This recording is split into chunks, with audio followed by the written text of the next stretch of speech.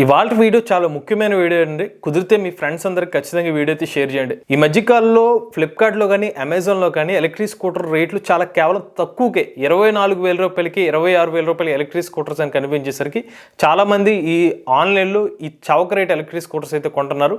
ఆ తర్వాత ఈ ఎలక్ట్రిక్ స్కూటర్స్ మీద ఇబ్బందులు అయితే ఫేస్ చేస్తున్నారు. ఆన్లైన్లో ఇంతటి చౌకైన ఎలక్ట్రిక్ స్కూటర్ని తీసుకోవచ్చా లేదా పూర్తి సమాచారాన్ని ఈరోజు మన ఈవీ కుర్రాడు ఛానల్ తెలుసుకుందాం. నమస్తే, నేను మీ కృష్ణ చైతన్య మండేలా, మీ ఈవీ కుర్రాడు. మీరు ఒక ఎలక్ట్రిక్ స్కూటర్ లేదా ఎలక్ట్రిక్ బైక్ లేదా ఎలక్ట్రిక్ సైకిల్ కొందాం అనుకుంటున్నారా? కానీ మంచి వెహికల్ ఏంటో తెలియక కన్ఫ్యూజ్ అవుతున్నారా? అయితే కేవలం 199 రూపాయలకే మన ఈవీ కుర్రాడు కోర్సులో జాయిన్ అవ్వండి. ఒక బెస్ట్ ఈవీ కొనుక్కోవడానికి కావాల్సిన నాలెడ్జ్ ని మీరే పొందండి. ఫస్ట్ అయితే ఈ మధ్యన నేను కొన్ని రివ్యూస్ చూశాను అనమాట. అమెజాన్లో కానీ ఫ్లిప్కార్ట్లో కానీ అక్కడ ఎలక్ట్రిక్ స్కూటర్ ప్రైజెస్ చూస్తే నాకే ఆశ్చర్యం వేస్తుంది అనమాట. కేవలం 24,000 రూపాయలకే 26,000 రూపాయలకి ఎలక్ట్రిక్ స్కూటర్స్ అనేవి ఆఫర్ చేస్తున్నారు. ఆబ్వియస్ గా మన హ్యూమన్ సైకాలజీ ఎలా ఉంటుందంటే, చాలా చౌక రేటుకి ఎలక్ట్రిక్ స్కూటర్ వచ్చేస్తుంది కదా అని చెప్పి ఊరు పేరు కూడా పట్టించుకోకుండా ఆ బ్రాండ్ ఏంటో కూడా అయితే తెలీదు, ఆ ఎలక్ట్రిక్ స్కూటర్ అయితే కొనుగోలు చేస్తున్నారు.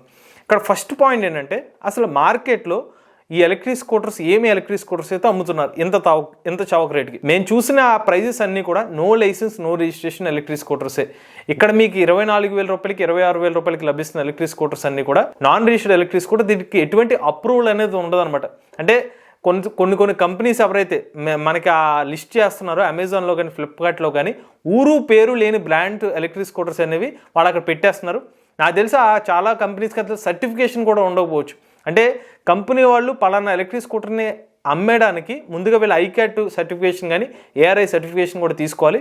బట్ కొన్ని పేర్లు చూస్తుంటే అది ఇండివిజువల్ పేర్స్తో ఎలక్ట్రిక్ స్కూటర్స్ అమ్మినట్టుగా తెలుస్తుంది. ఏదో కంటైనర్లో ఎలక్ట్రిక్ స్కూటర్ తీసుకొచ్చేయడం, దాన్ని అక్కడ పెట్టేయడం, సో బల్క్లో ఆ స్కూటర్ అమ్మేసుకున్న పాయింట్ ఆఫ్ వ్యూలో ఆ ఎలక్ట్రిక్ స్కూటర్ చాలా చౌక రేటుకి అమ్మేస్తున్నారు అనమాట. ఈ ఫస్ట్ మనం గమనించాల్సింది, ఒక నాన్ రిజిస్టర్డ్ ఎలక్ట్రిక్ స్కూటర్ అనేది ఈ అమెజాన్లో కానీ ఫ్లిప్కార్ట్లో కానీ చౌక రేటుకి బాగా తక్కువకి 24,000-26,000 రూపాయలకి అయితే లిస్ట్ చేస్తున్నారు. సెకండ్ పాయింట్ గమనించాల్సింది ఏంటంటే, మార్కెట్లో దొరుకుతున్న నాన్ రిజిస్టర్డ్ ఎలక్ట్రిక్ స్కూటర్స్ అసలు ఏ ప్రైస్కి ఇస్తున్నారు. మనం మోస్ట్లీ రివ్యూస్ చేస్తున్న ఈ మధ్యకాలంలో నాన్ రిజిస్టర్డ్ ఎలక్ట్రిక్ స్కూటర్స్ అన్ని చూస్తున్నాం కాబట్టి, ఒక 4 బ్యాటరీ ప్యాక్స్ చాలా తక్కువ అనుకుంటే 38,000 రూపాయల నుంచి స్టార్ట్ చేసి ఎలక్ట్రిక్ స్కూటర్స్ అయితే ఆఫర్ చేస్తున్నారు.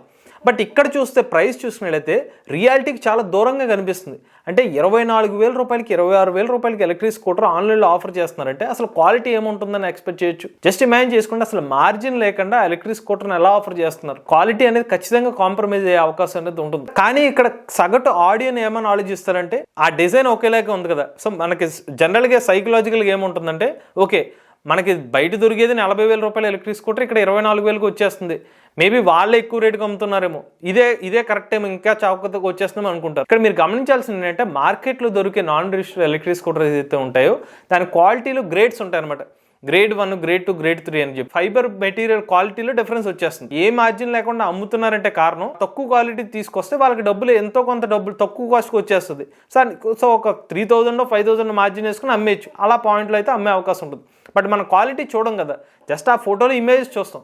అది బండి మనకు డెలివరీ అయిన తర్వాతే ఆ ఎలక్ట్రిక్ స్కూటర్ క్వాలిటీ అనేది తెలుస్తుంది. ప్రైజెస్ అనేవి మార్కెట్కి హెవీగా ఉన్నది కాబట్టి అది కూడా గమనించండి. ఇక మూడో పాయింట్, ఈ ఎలక్ట్రిక్ స్కూటర్లో వాడే కంట్రోలర్ కానీ బ్యాటరీ ప్యాక్స్ పరిస్థితి ఏంటి. ఈ నాన్ రిజిస్టర్డ్ ఎలక్ట్రిక్ స్కూటర్స్ ఎవరైతే ఆఫర్ చేస్తున్నారో కనీసం 4 బ్యాటరీ ప్యాక్స్ ఇస్తారనమాట. Graphene battery packs, mostly lead acid battery packs ఇచ్చే అవకాశం ఉంటుంది. మీరే ఊహించుకోండి, మీరు ఆన్లైన్లో ఎలక్ట్రిక్ స్కూటర్ని ఆర్డర్ పెట్టేస్తారు తక్కువ రేటుకి వచ్చిందని చెప్పి. బట్ మీకు వచ్చిన వెంటనే ఒక 1000 కిలోమీటర్స్ వరకు బాగానే తిరిగింది అనుకుంటే, తర్వాత బ్యాటరీ ప్యాక్స్ ఉబ్బిపోయినాయి. బట్ అప్పుడు ఎవరు బాధ్యత వహిస్తారు? అసలు ఆ కంపెనీలో రెస్పాండ్ అయ్యే అవకాశాలు ఎంత ఉంది? మీకు ఈ బండి సంబంధించిన ఏమన్నా స్పేర్ పార్ట్స్ ఇష్యూ వచ్చింది అనుకోండి, వాళ్ళకి మళ్ళీ కాల్ చేస్తే వాళ్ళు రెస్పాన్స్ అయ్యే అవకాశాలు ఎంత ఉన్నాయి? వాళ్ళు ఎక్కడో ఏదో ఏ రాష్ట్రంలో ఉన్నారో ఎవరికి తెలియదు. పోనీ ఈ లోపల మీకు ఏమైనా ఇబ్బంది వచ్చి కస్టమర్ కేర్ కాంటాక్ట్ అవుతే, కస్టమర్ కేర్ కాంటాక్ట్ అని ఏం చెప్తారు? ఇప్పుడు అమెజాన్ కానీ ఫ్లిప్కార్ట్ కానీ మీరు కాంటాక్ట్ అయ్యారు అనుకోండి, నాకు పలానా బండిలో ఏదైనా ప్రాబ్లం వచ్చిందని చెప్పి వాళ్ళు సెల్లర్ని కాంటాక్ట్ అవ్వమంటారు. సో నథింగ్ బట్ ఆ కంపెనీకి సంబంధించిన వాళ్ళు ఇస్తారు. సో మీరు అమెజాన్ మీకు రెజల్యూషన్ చూపించదు. మీరు బండిని సెల్లర్ ద్వారా కొన్నారు కాబట్టి సెల్లర్తో మాట్లాడుకోమని చెప్తారు. బట్ ఇంకా సెల్లర్ వేరే హిందీ భాషలో ఏదో మాట్లాడారు, మనకు అక్కడ అర్థం కాదు. రెండోది, మేము తీసుకొస్తాం ఇస్తాము, లేకపోతే దానికి ఎడిషనల్ కాస్ట్ పేమెంట్ మనం ఇవ్వాల్సిందే. ఇక్కడ సర్వీస్ పాయింట్ ఆఫ్ వ్యూ ఇబ్బంది ఉండదు. నాన్ రిజిస్టర్డ్ ఎలక్ట్రిక్ స్కూటర్ ఎవరైనా లోకల్లో మనం సర్వీస్ చేంజ్ చేసుకోవచ్చు, లేకపోతే పార్ట్స్ అని రీప్లేస్ చేసుకో, ముందంటే వాళ్ళు పార్ట్ పంపించాలి కదా. ఇక 4వ ముఖ్యమైన పాయింట్ ఏంటంటే, ఎప్పుడైతే మనకు లో క్వాలిటీ ఎలక్ట్రిక్ స్కూటర్ని తక్కువ రేటుకి వచ్చిందని కొనుక్కుంటామో, ఆ బండి కన్నా దాని రిపేర్ కాస్ట్ ఎక్కువ అవుతుంది. మనం అసలు బండి ఎందుకు కొంటున్నాం? నాకు తక్కువ రేటుకి వస్తుందనే ఎలక్ట్రిక్ స్కూటర్ కొనుక్కుంటున్నాం. బట్ రేపొద్దున్న కంట్రోలర్ పోయింది, దాని తర్వాత బ్యాటరీ ప్యాక్ పోయింది. ఇప్పుడు మనం బయట కొంటే వీళ్ళ స్కూటర్ కన్నా రేట్లు మార్కెట్లో ఆ బ్యాటరీ ప్యాక్ కాస్ట్ ఎక్కువ ఉంటుంది, కంట్రోలర్ కాస్ట్ ఎక్కువ ఉంటుంది. ఒక్కొక్క విడిభాగం కొనుక్కుంటూ పోతే బండి కాస్ట్ కంటే ఎక్కువ రేటు స్పేర్ పార్ట్స్ కాస్టే అవుతుంది, దాని సర్వీస్ కాస్టే అవుతుంది. ఈవెన్ నేను రివ్యూస్ లో కొన్ని చూస్తున్నాను, ఆ క్వాలిటీ కొన్ని ఇరిగిపోయిన స్కూటర్లు ఇలా వస్తాయని కూడా చెప్తున్నారు. దీంతో పాటు మరీ ముఖ్యమైన విషయం ఇంకోటి కూడా ఉంది. కొన్ని ఈ నాన్ రిజిస్టర్డ్ ఎలక్ట్రిక్ స్కూటర్స్ ఎవరైతే అమ్ముతున్నారో 24,000 రూపాయలకి 26,000 రూపాయలకి ఆన్లైన్లో సేల్ చేస్తున్నారో అక్కడ వారంటీ వచ్చి 180 రోజులనే రాస్తున్నారు క్లియర్గా. అంటే మీకు ఒక 6 నెలల టైం మాత్రమే అంట, దాని తర్వాత మీకు వారంటీ కూడా రాదని చెప్తున్నారు. ఈ లోపల మేము సపోర్ట్ చేస్తామని చెప్తున్నారు. బట్ సపోర్ట్ చేసి ఎంతమందికి దానికి రిప్లై ఇస్తున్నారంటే రేటింగ్ చూస్తే భయం వేస్తుంది. ఆ రేటింగ్ అక్కడ ఉన్న కస్టమర్ రివ్యూస్ రేటింగ్ అనమాట.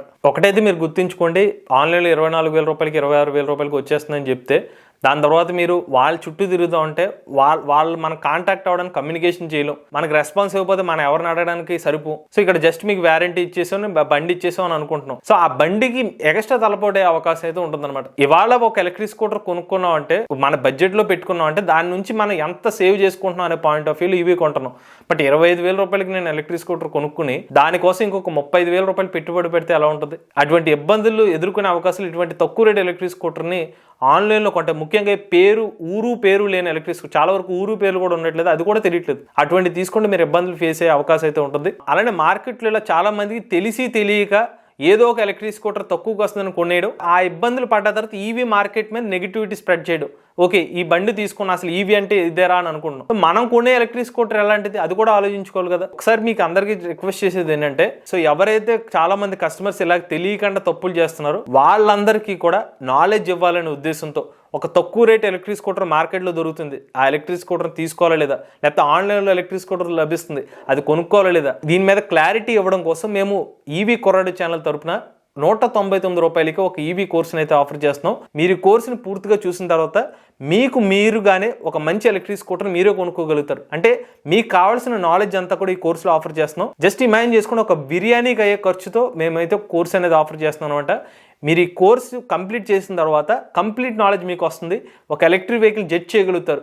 ఒక ఆన్లైన్లో ఎలక్ట్రిక్ స్కూటర్ లభిస్తుంది, ఈ ప్రైస్కి వచ్చేస్తుంది, బట్ అది క్వాలిటీ స్కూటరా క్వాలిటీది కాదా, మన డెసిషన్ తీసుకోవచ్చా లేదా అని మీ నాలెడ్జ్తో మీ సొంత డెసిషన్ తీసుకోవాలనే ఉద్దేశంతో తయారు చేసింది ఈవీ కోర్స్ అండి. ఎవరైనా ఇంట్రెస్ట్ ఉండి ఈ కోర్సులో జాయిన్ అవుదాం అనుకుంటే స్క్రీన్పై కనిపించే నెంబర్కి అయితే వాట్సాప్ చేయండి. బాగా తక్కువ ప్రైస్కి వచ్చేస్తుంది ఎలక్ట్రిక్ స్కూటర్ తీసేసుకుని ఇబ్బందులు అయితే పడవకండి. గైడెన్స్ తీసుకోండి, మన ఛానల్ తరపున మన ఛానల్ వీడియోస్ని ఫాలో అవ్వండి. అలానే కోర్స్ని తీసుకుంటే మరీ మంచిది. మీకు ఇన్స్టెంట్గా ఆ వీడియో కోర్స్ కంప్లీట్ చేసిన తర్వాత మీకు కావాల్సిన నాలెడ్జ్ అయితే వస్తుంది. మీలో కూడా ఎవరైనా ఎలక్ట్రిక్ వెహికల్ ఉపయోగించినట్లయితే మీ ఓనర్షిప్ మాతో షేర్ అవుతున్నట్లయితే స్క్రీన్పై కనిపించే నెంబర్కి వాట్సాప్ చేయండి, లేదా డిస్క్రిప్షన్ ఫామ్ ఫిల్ చేయండి. ఈ వీడియో కానీ మీకు నచ్చినట్లయితే ఈవీ కుర్రాడు ఛానల్ సబ్స్క్రైబ్ చేసుకోండి. రివ్యూస్ కోసం ఈవీ కుర్రాడు రివ్యూస్ ఛానల్, ఆటోమొబైల్ కోసం ఎంవేస్ ఆటో తెలుగు ఛానల్, ఏ కనుక తెలుగు ఛానల్ సబ్స్క్రైబ్ చేసుకోండి. Charge nature try the future.